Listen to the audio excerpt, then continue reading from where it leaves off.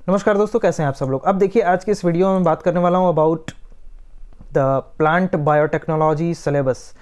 अब देखिए, plant biotechnology के अंदर जिसका कोड SCQB25 है, आप लोगों को पता होगा कि 75 भी क्वेश्चन आएंगे। पार्ट ए गायब हो चुका है।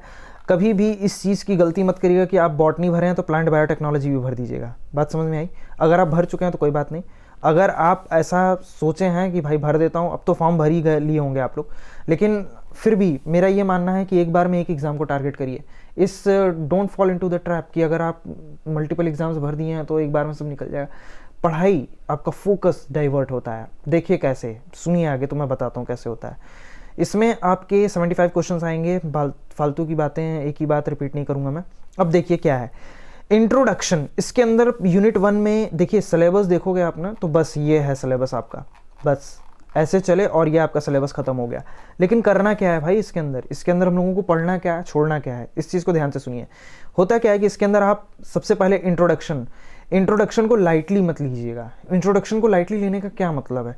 इंट्रोडक्शन में आपकी प्लांट बायोटेक्नोलॉजी का इतिहास, प्लांट बायोटेक्नोलॉजी के अंदर पढ़ते क्या है, प्लांट बायोटेक्नोलॉजी का एप्लीकेशंस, प्लांट बायोटेक्नोलॉजी से जुड़े हुए जितने भी रिसर्च इंस्टीट्यूट्स हैं उसके ऊपर डायरेक्टली क्वेश्चन दागते हैं लोग। दूसरी नस को पकड़ना CVT PG सीखिए आप।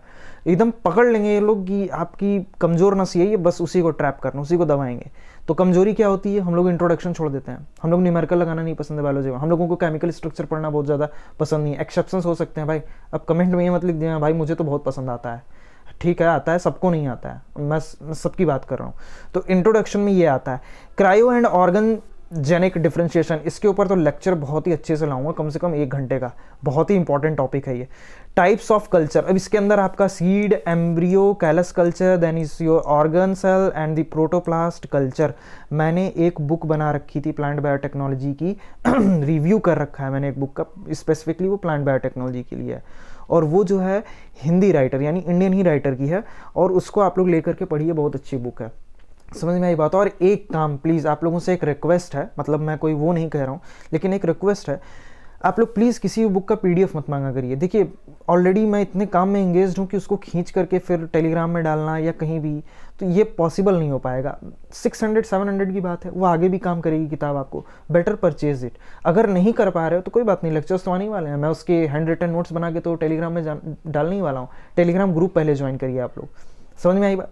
प्रोटोप्लास्ट कल्चर ही बहुत इंपॉर्टेंट टॉपिक है, ये भी आता है, और बेसिकली ये बॉटनी वाले में भी आ जाता है। माइक्रो प्रोपोगेशन में हम लोग एक्सिलरी बर्ड प्रोलिफरेशन के बारे में ज़्यादा डिटेल में बात करते हैं। देखिए प्लांट ब्रीडिंग की एक बहुत अच्छी किताब है जिसको फुंदन सिंह ने लिख रखा है। वो बहुत ही अच्छे राइटर हैं, उनकी किताब लीजिए आप। वो आगे आपको काम भी करेगी, आगे भी चल के काम करेगी, और बेसिक्स आपका बहुत ही अच्छा क्लियर कर देगी। और अगर आप उससे नहीं पढ़ना चाहते हैं तो मैं वीडियो तो बनाऊंगा ही।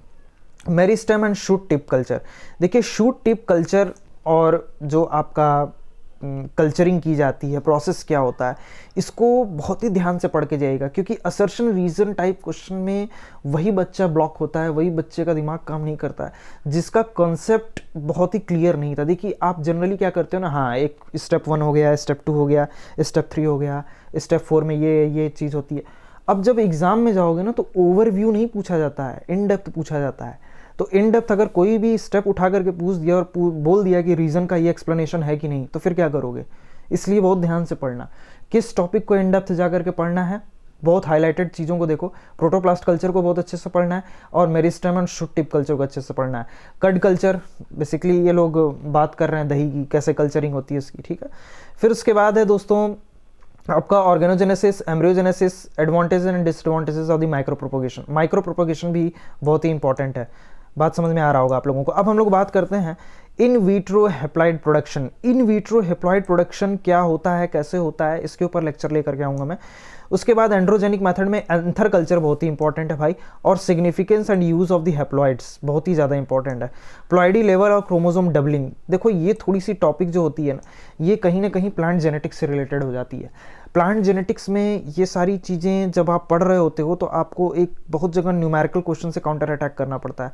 वहाँ पे आपको नंबर ऑफ क्रोमोसोम्स याद रखने पड़ते हैं, फिर कैसे डिवाइड हो रहा है, मियोसिस हो कहाँ रही है, ठीक है, मियोसिस कहाँ, अगर मियोसिस हो रही है तो उसका चेकअप भी करना पड़ता है। आप सेल साइकिल पढ़े हो ना, हर एक स्टेप पे चेक होता है, G1S, G2M, सारी तो वो सारी चीज़ें याद रखनी पड़ेगी। डिप्लोडाइजेशन, ठीक है, मैं बहुत इंपॉर्टेंट नहीं मानता उसको। जाइनोजेनिक हैप्लॉइड्स ये भी पढ़ने हैं आप लोगों को। Chromosome elimination techniques for the production of haploids in cereals. अब ध्यान दीजिएगा, सीरियल्स को स्पेसिफिकली टारगेट करा गया है इसमें। सिलेबस को समझो, बहुत पहले से बोलते आ रहा हूँ इस चीज़ को। सिलेबस को समझोगे तभी क्वेश्चन टैकल कर पाओगे। सिलेबस ही नहीं समझ रहे हो तो फिर क्या, रैंडमली तो कोई भी चीज़ पढ़ते चले जाओगे। और एक बात याद रखना, करोड़ों बुक्स हैं दुनिया में, कितना पढ़ोगे? इतने बायोलॉजी में तो इतने लिटरेचर्स मिल जाएंगे आपको कि आप कंफ्यूज हो जाओगे कि मतलब कितना पढ़ना है, कितना छोड़ना है। तो लिटरेचर्स पे मत जाइए, बहुत ही इंपॉर्टेंट पॉइंट्स पे फोकस करिए। जो बुक्स बता रहा हूँ, जो नोट्स बता रहा हूँ, उसी पे ध्यान दीजिए। उसके बाद है दोस्तों प्रोटोप्लास्ट का आइसोलेशन। अब प्रोटोप्लास्ट के आइसोलेशन में मैं आपको अलग अलग टेक्निक बताऊंगा। फिजिकल मेथड्स हो सकते हैं, इसमें आपको माइक्रो इंजेक्शन की टेक्निक भी बताऊंगा, मैं आपको इलेक्ट्रोपोर्टेशन भी बताऊंगा, बहुत सारी चीज़ें बतानी है। समझ में आई बात? फ्यूजन मेथड भी होता है इसमें प्रोटोप्लास्ट आइसोलेशन में। आपका protoplast development, somatic hybridization, then is your identification selection of the hybrid cells, hybrids, potential of the somatic hybridization. कितनों को हाईलाइट करूँ भाई, सभी इंपॉर्टेंट है इसमें से। Soma clonal variation and disadvantages. अब आपको एक बात बताऊँ, आप इस बात को पता नहीं एग्री करोगे या नहीं करोगे, ये जो आप सिलेबस पढ़ रहे हो तो पढ़ते वक्त तो बड़ा इजी लग रहा है, प्रोटोप्लास्ट कल्चर या ये वो, लेकिन इसके क्वेश्चन देखना। आप लोगों से एक रिक्वेस्ट है कि सबसे पहले जब इस सिलेबस को आप लोग समझ लोगे तो go and tackle the question paper. जब आप क्वेश्चन पेपर को टैकल करना शुरू करोगे तो आपको रियलाइज होगा सवाल उस किस्म के आए नहीं है जैसा आप सोच रहे थे। इसमें जेनेटिक्स और बॉटनी बहुत बढ़िया से फ्यूज़ है, तो ये फ्यूज़न बड़ा ही डेडली हो जाता है। बहुत ही ज़बरदस्त फ्यूज़न है इसमें जेनेटिक्स और बॉटनी का। क्वेश्चंस मैं आपको दिखाऊंगा, ठीक है। थोड़े बहुत जो IIT एग्जाम में भी आए हैं उसको भी हम लोग रफली लेकर के चलेंगे इसमें प्रैक्टिस करते हुए। Plant growth promoting bacteria, plant के ग्रोथ में कौन सी बैक्टीरिया ग्रोथ प्रमोट कर सकते हैं, कुछ नाम बता सकते हैं आप लोग? कमेंट सेक्शन में ज़रूर बताइएगा। देखिए सिलेबस खत्म तो होने जा रहा है, but let me tell you one thing. Nitrogen fixation, nitrogenase enzyme, hydrogenase, nodulation, bio control of the pathogens, और फिर आपका growth promotion by the free living bacteria. देखिए अब ये नहीं कि जो मैंने हाईलाइट नहीं किया तो उससे सवाल ही नहीं आएगा। इतना कम सिलेबस है तो सवाल तो ये लोग हर जगह से घुसाएंगे, ठीक है। इनफैक्ट प्लांट बायोटेक्नोलॉजी किस हद तक, किस लेवल तक, कहाँ तक पहुँच सकती है, उस पर भी ये लोग जो है बनाते हैं। समझ में आई बात? सवाल तो आप लोग इस चीज़ को समझ लीजिए। नाइट्रोजन फिक्सेशन को आपको बिल्कुल अलग लेकर के चलना है। देखिए इसमें मेटाबॉलिज्म की बात नहीं किया है, nitrogen metabolism, they have only talked about the nitrogen fixation.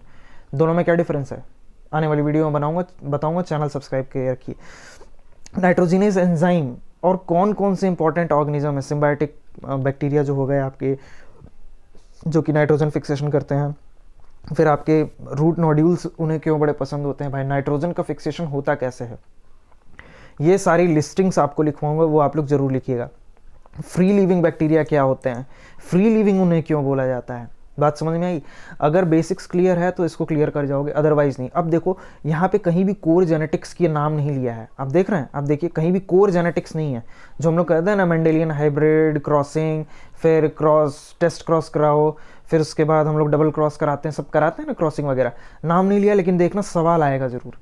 अब उसमें जेनेटिक्स कैसे यूज़ होती है, तो अब इस चीज़ को देखो। इन विट्रो हैप्लॉइड प्रोडक्शन हुआ, यहाँ पर आएगा। जब आप प्लांट ब्रीडिंग सक्सेसिवली कराते जाते हो तो आप देखते हो बहुत सारे प्लांट्स को आप लोग बना लेते हो, फिर उसमें से आप लोगों को वही प्लांट उठाना रहता है जो बहुत ही बढ़िया इन्वायरमेंटल कैरेक्टर्स में सर्वाइव कर पाए। तो इस पर काम भी चल रहा है। और फिर कह रहा हूँ आपसे, उन सारे रिसर्च इंस्टीट्यूट्स का नाम याद करना है, जैसे SciMap हो गया, ठीक है, जरूर नाम याद करिए क्योंकि ये लोग जरूर डालते हैं। ये लोग देखना चाहते हैं कि रिसर्च इंस्टीट्यूट के बारे में, जो ये सब्जेक्ट जिसके लिए डिवोटेड है, ठीक है, क्या उसके बारे में बच्चा जान रहा है कि नहीं, बात को समझिएगा। उसके बाद फैक्टर्स अफेक्टिंग द गायनोजेनेसिस, मैंने इसको अंडरलाइन नहीं किया है, सॉरी हाईलाइट नहीं किया है, लेकिन वो है इंपॉर्टेंट। इसमें अब क्या दो पेज भी नहीं है, एक ही पेज का सिलेबस है, लेकिन है ये बहुत अच्छा। तो दोस्तों ये थी regarding the plant biotechnology. Videos बनाई जा चुकी हैं किताबों के ऊपर, तो अगर वीडियो अच्छी लगी हो तो वीडियो को लाइक कर दीजिए, चैनल को सब्सक्राइब कर दीजिए, और दोस्तों वीडियो के एंड तक बने रहने के लिए आप सभी लोगों का बहुत बहुत धन्यवाद।